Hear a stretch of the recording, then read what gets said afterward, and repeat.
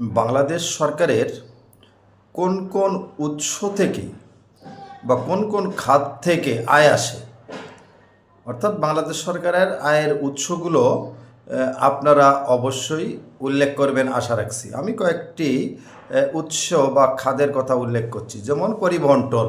Padma bridge দিয়ে পরিবহন চলাফেরা করে, সেখানে টোল পায়, বড় মাপের একটি আয় আসে পদ্মা ব্রিজ থেকে। এছাড়া আপনারা সকলে জানেন বিদ্যুৎ, পানি সরবরাহ, গ্যাস, জ্বালানি তেল, এসব থেকেও সরকারের আয় আসে। বিভিন্ন প্রকারের লাইসেন্স ইস্যু করা, সেখান থেকে সরকারের আয় আসে। মেট্রো রেল থেকে প্রচুর আয় আসছে। পদ্মা ব্রিজ,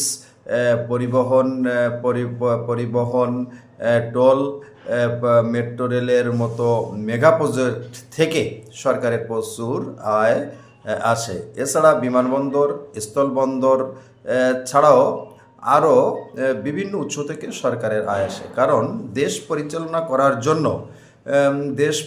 করার জন্য সরকারের বড় বাজেট তৈরি করতে হয় দেশের জন্য, দেশের জনগণের জন্য। তো আয় না থাকলে দেশ তো চলতে পারে না। শুধু অন্য দেশের উপর ভিত্তি করে দেশ চালানো সম্ভব নয়।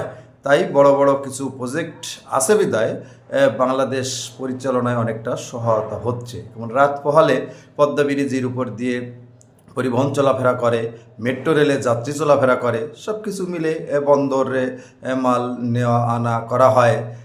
সব কিছু মিলে আমি কিছু আয়ের উৎস বাংলাদেশ সরকারের আমি উল্লেখ করলাম। আমি আশা রাখবো আপনার জানা মতে যে সকল আয়ের উৎস সরকারের আছে, অর্থাৎ যেগুলো আমি বলি নাই, সেগুলো আপনি উল্লেখ করবেন আশা রাখছি। সবাই ভালো থাকবেন, আবার কথা হবে।